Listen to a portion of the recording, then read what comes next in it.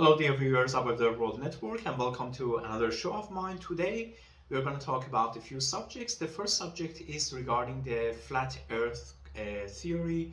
Some people call it conspiracy theory, some people actually believe that it's flat earth, and I shared a very good video on my Instagram story. This is the title of video you can watch on YouTube by this gentleman who gives very good reasons that the earth is actually round and it is a globe.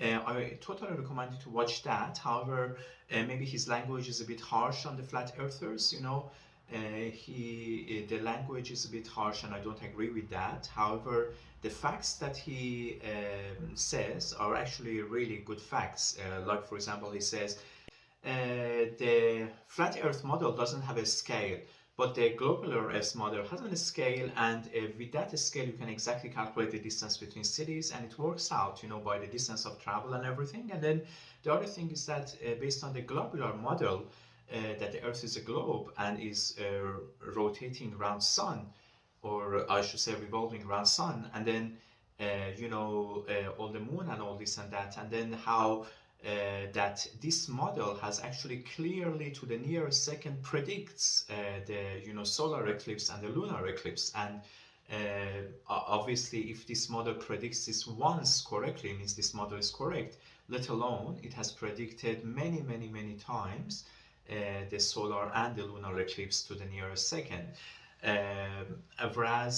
So this is one thing. Why did I want to talk about these things? Because I wanted to talk about life on other planets.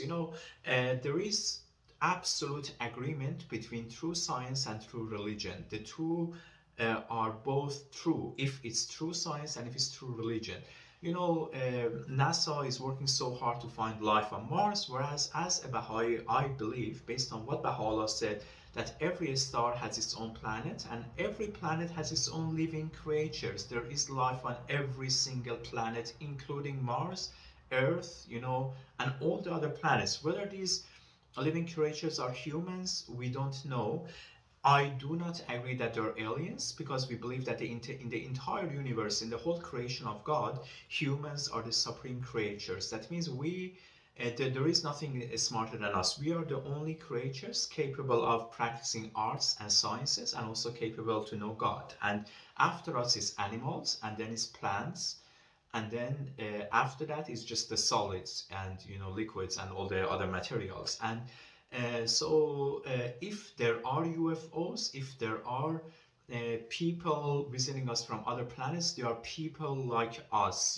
Before America was discovered, or before Australia was discovered, people didn't know that people actually live in these regions. And now there could be people on other planets that we don't know of. There would be people like us. Even if they look physically different, they would have the human spirit. They would be very similar thinking to us. And some of those planets may have, technology more advanced than us. Hence, they are visiting us, and we are unable to visit them. And some of them may be behind us. However, there is nothing smarter than humans. Like I said, we are the only ones capable of practicing arts and sciences and to know God. And all the intelligence and all the improvements in science and technology that we experience, which animals don't. But on other planets, we don't know for sure if those living creatures that Baha'u'llah talks about, are they animals, are they bacteria, what sort of living creatures are there? However, there could be humans, and many people have witnessed UFOs, so it could be like the way that they have invented the stuff on other planets to be able to fly and to reach us. I hope you enjoyed this short show, and like I said, I totally recommend you to watch this clip regarding reasons why flat earthers are wrong. And like I said, I don't agree with the language. The language was harsh. However, the reasons given are really a legitimate reason in my opinion.